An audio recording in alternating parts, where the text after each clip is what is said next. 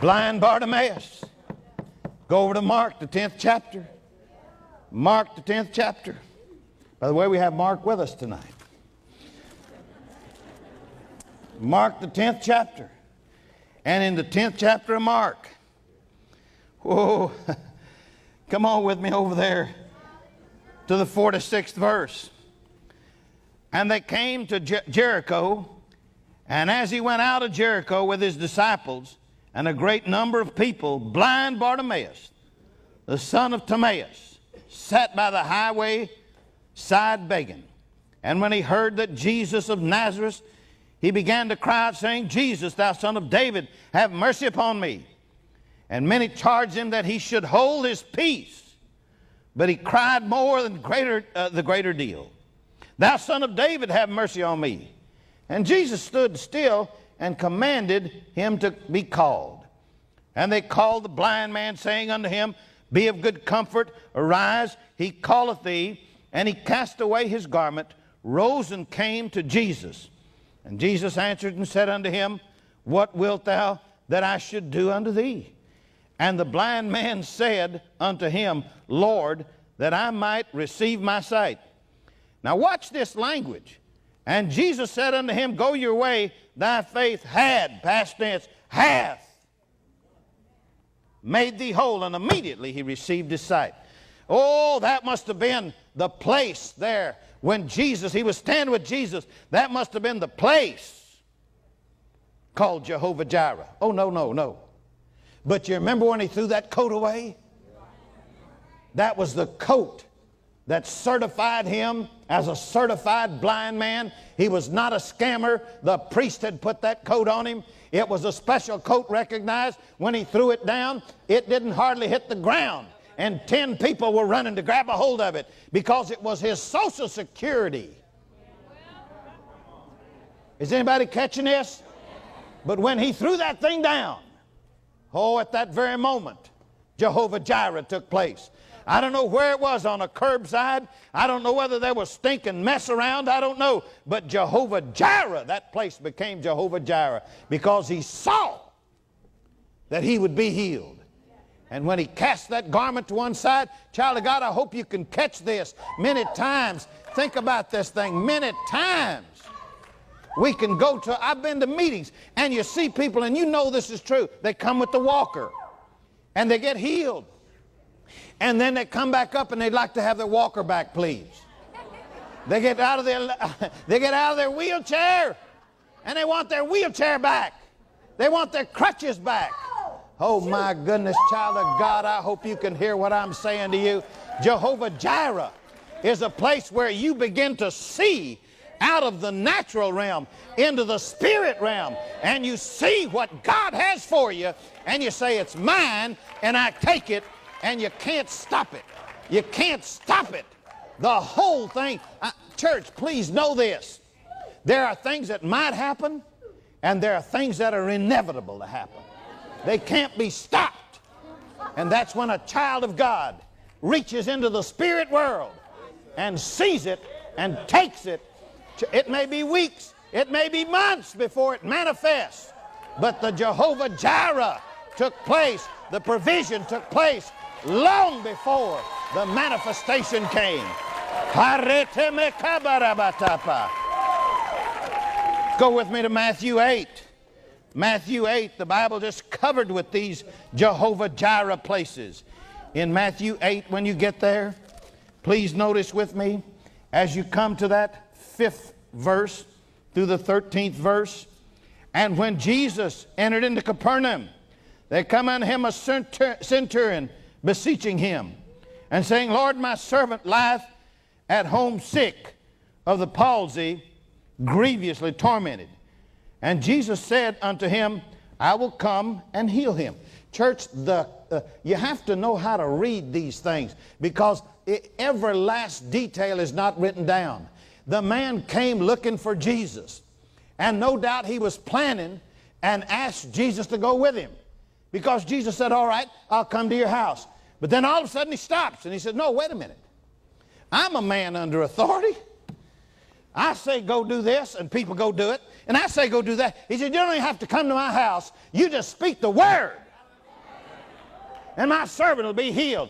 Jehovah Jireh, that place, I don't know what it was, on the side of which road or at what intersection it took place, but it became Jehovah Jireh, the place where God provided. Because Jesus said, all right, I've never seen faith like this. You know the story. And then he said, well, go on your way. And in the same moment, the Bible says, the servant was healed. But something happened at that. He was there to get Jesus, to bring Jesus to the house. But all of a sudden, he saw something. He saw something. My God, church, if we don't get to where we can see these things, if we can't see into the spirit world what's happening. I remember tonight, a little girl, pretty little girl, came up to me with a $100 bill. She gave it to me. I thought she was a relative of mine or something. She was all lit up. I thought she was going to say, I know you. Your cousin or something. And she just handed me that $100 bill, and she took off as happy as she could be. She's seen something. She knows something more than the fact that I got a $100 bill in my pocket, because I got a pocket full of $100 bills. But she sees something in her pocket. In her pocket. And when it manifests across town, that won't be where the Jehovah Jireh was. The Jehovah Jireh was right in that second seat when she handed that thing to me. Can anybody see what I'm trying to say to you? I mean, there's something about this thing that we've got to get a hold of. We've got to quit being moved by the acts of God, and we've got to start moving in knowing the ways of God. The ways of God. Oh, hata me karabo setata. I hope. See, come with me to Daniel. Daniel, the 3rd chapter. Jehovah Jireh, once again, the place where God provides. In Daniel, my Lord, I don't even know where it is anymore. Daniel, all right. Let me see. Matthew, Mark, Luke, John. There it is, Daniel, right after John. But anyway, I want you to watch this thing with me. On the steps of a fiery furnace, Jehovah Jireh takes place. That place becomes Jehovah Jireh. Not in the furnace, but outside the furnace. Because listen, the king Nebuchadnezzar, 14th verse, spake and said unto them, is it true, O Shadrach, Meshach, and Abednego, do you not serve my God, nor worship the golden image which I have set up? Now, if ye be ready, that at the time you hear the sound of the cornet, flute, harp, saxabute, psaltery, and dulcimer, and all kinds of music, you fall down and worship the image which I have made. Well, but if ye worship not, ye shall be cast into the midst, in the same hour, into the midst of the burning fiery furnace. And who? The fool. He might have pulled that thing off if the fool hadn't said what he did. Because now all of a sudden God's hair went up on his neck. And who is the God that will deliver you out of my hands? And Shadrach and Meshach and Abednego answered and said, O king Nebuchadnezzar, we're not careful to answer thee in this matter. If it be so, our God who we serve is able to deliver us from the burning fiery furnace, and he will deliver us out of thine hands, O king. And we always hear about, oh, in the fiery furnace. In the fiery furnace. Child of God, in the fiery furnace, the action was already over. I mean, the action was already over. The thing was set in concrete. When they said, oh, wait a minute. No, you will see deliverance. You will see deliverance. Let me tell you a story, and I may have told you this here before. But there was a time that we had a dam over there in Southern California when I pastored just outside of San Diego. They built a dam, and you know, it takes a while for a dam to fill up. And so for years, the property that we had, there's a little stream of water. Big rain had come, there'd be a little stream of water about this wide, and they built a swale through it of concrete. And so we'd drive up to our church, we'd go through that little swale, and we'd go up there to the church. And all of a sudden, this dam got full, all the way to the top. And here come 100-year flood. And that thing rose up 3, 4, 5 foot above the dam, just pouring down and coming down through the city. And just the day before that, I was laying there in the bed, listening to the news, and God spoke in my heart and said, build a bridge.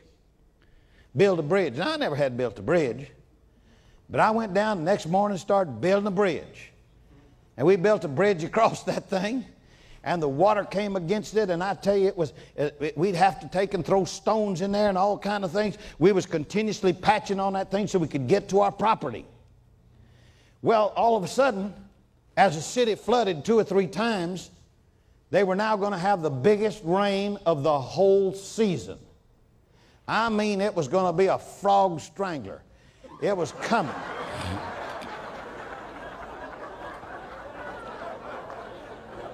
And so we were out there maintaining the bridge. We were out there maintaining the bridge, trying to keep the abutments and everything from washing out because we felt this rain was coming. And all of a sudden, one of my people, my daughter probably, Yvette, she was always right there with me, just a little mosquito-sized girl, but just work all the time. And she said, Daddy, there's trouble coming. And I looked up, and here come the town folks. Whole bunch of them, maybe 50, 60 of them coming up there. And they got right up to us. I said, don't cross that line. That's my property line. Stay right over there. So what do you want? They said, this rain's coming, and it's going to flood our town out, and your bridge is blocking the water. And we come here to blow the bridge up. So we got the dynamite right with us. Now, you know, you can hear a lot of preacher stories, but when your wife and your daughter standing there, you can verify it because you can't stretch on those stories. You can't be evangelistic with those things.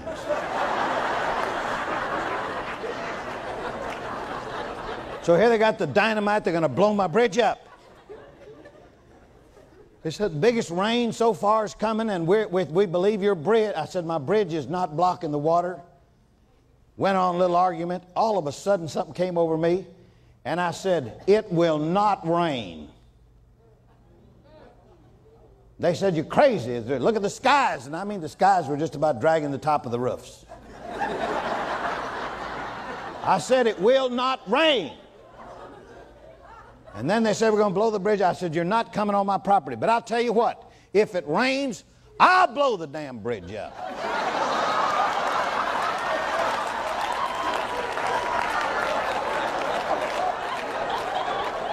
That's what I said. You know, when you talk to fools, you got to talk their language sometimes.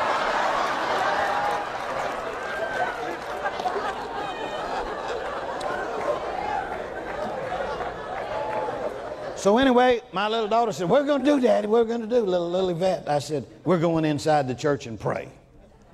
So my little bridge repair crew, they went inside, started praying, and I was going up to I thought, my God, it's not going to rain. Yes, it is not going to rain. And I walked across in front of the altar of our church, and my people were praying and one thing, and all of a sudden somebody come running in. They said, come out here, Pastor, look at this. And I went outside, and as God is my witness, and there's people still alive that can prove it. There come like a donut-sized hole over the top of the church, clear sky.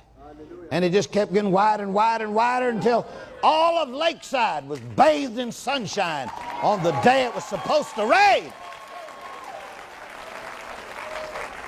And most people think when that donut-sized hole came in the sky that God had moved. Oh, no, no, no. It was whenever I saw it. And I spoke up and said, it's not going to rain, and if it does, I'll blow the bridge up. Are you understand what I'm saying to you? Church, there's a point where you've seen it. And when you've seen it, you become tenacious. And when you've seen it, nothing can stop you any longer. You're on a move. Nothing can change it. Think about what I'm trying to say to you. Is anybody hearing what I'm saying?